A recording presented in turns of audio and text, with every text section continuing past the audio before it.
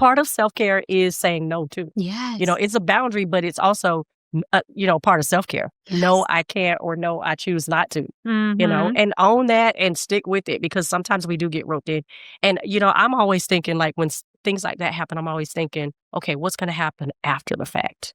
Like you said, like, where's that going to lead? And then by the time I get home, is that going to be like productive for me or what? You know what I mean? Right. So I'm always thinking about, okay, what's going to happen after this? And that helps solidify my no. Yes, absolutely. And this also made me think too, is like, I know so many moms that say they don't have time. They don't have time. Mhm. And I always have to argue against that. I'm like, because we make time for what we feel is a priority. Yes, we do.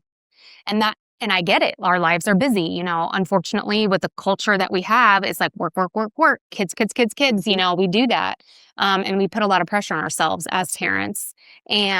But when people say, I don't have time to, let's say, cook a decent meal, or I don't have time to go to the gym, or I don't have time to do this and that, I'm like, you do, you just haven't, put your, like, really kind of looked at your schedule. Right. Or prioritize. And prioritize and organize your day better. Absolutely. And it makes me sad sometimes when I hear parents say that, like, look at my schedule, and they'll show me their calendar. And I'm like, you're right. You have a lot going on.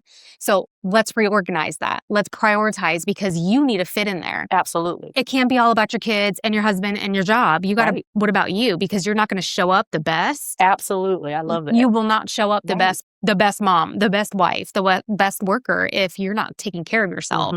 And what sets in? Resentment, discontentment, like all of those things start to set in, like and then you start to, it breeds a negative mindset. Yep. And now you're no good to yourself.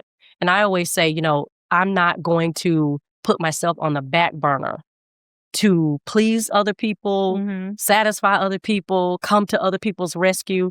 I think everybody needs boundaries, of course.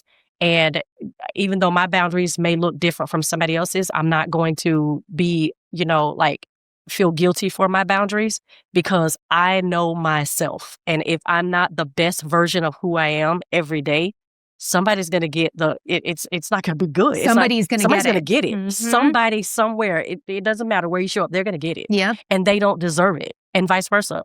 You don't deserve it. They should set their boundaries. They should prioritize their self-care, because, we have to learn how to, especially in our groups, love on each other, show up positive and all those things. But you can't do that if you have not done the work on the back end. And that's how I look at it. Like, even part of my self-care is, my spirituality. I have to meditate. Like, I have to, when I wake up in the mornings, my first thing is I thank God for just allowing me to open my eyes, be in my right mind and do the things that I need to do on a regular basis, because I know it's not me, So that's the first thing I do. I know people's look different, but that's the first thing I do. And then I'll sit and say, okay, well, what do I really need today?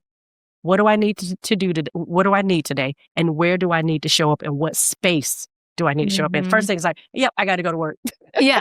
That's my next biggest space. You got your family, and then, well, first you got your individual self. Right. Then you have your family. Then you have, your work or your careers or whatever, and then of course your spiritual life and all those things, it comes in there too. But, just creating that self-care package for you, designed just for you, and not allowing anybody else or anything else to, contaminate that or try to come up against that. You have to stand with that no, like, no, I can't, or it doesn't fit in my schedule, which is different from I don't have time for. Right. So that's different. And when we say we don't have time for, like you said, the first thought I had was, how important is it to you? When you say I don't have time for this, how important is it to you? Or maybe you do need, just a little, like prioritizing your schedule. Like, you need help with that, because I help my clients with that as well. Right. And it's like, no, list your priorities, and you don't always have to show up the same way every day. Like you said, it's going to require, your self-care package may require something different the next day. But if you don't sit with yourself, you're not going to know that. And you're just going to go on a whim. And then you're going to feel like everything's like coming at you real fast.